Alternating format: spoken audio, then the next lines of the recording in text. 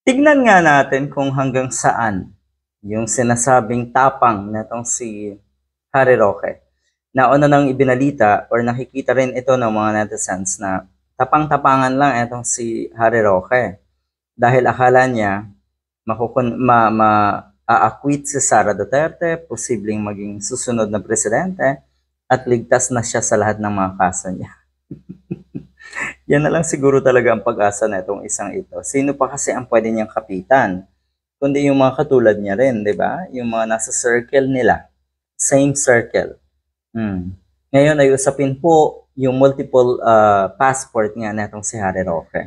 At yan ay ang sinisigaw ngayon natong si Harry Roque. Biktima daw siya ng fake news. Biktima daw siya ng political persecution. Biktima daw siya ng panggigipit. Ungas na to. Tapos yun nga, itinatanggi na wala daw siyang multiple visa or passports rather. Pero bakit ganito?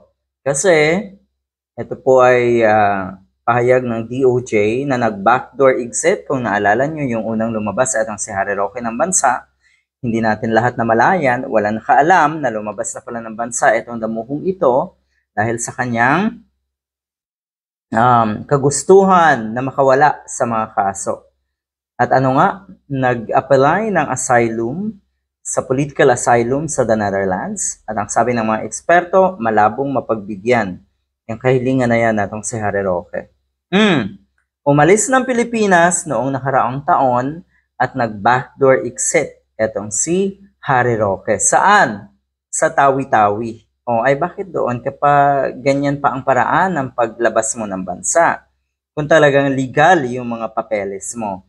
Kung talagang wala kang multiple passports. Di ba? Fake news daw. Tigilan na daw ang fake news. Masaya yan. Dahil sa puntong ito, kayo na mga pasimuno ng fake news, umaaray ngayon sa katotohanan. Umaaray kayo sa katotohanan. Dahil bakit ikamo? Bakit kamo? Yung mga katulad ni Harry Roque at yung mga nasa paligid ng mga Duterte, hindi yan sanay sa katotohanan. Sanay ang mga yan sa kasinungalingan at sa kalokohan. Kaya kung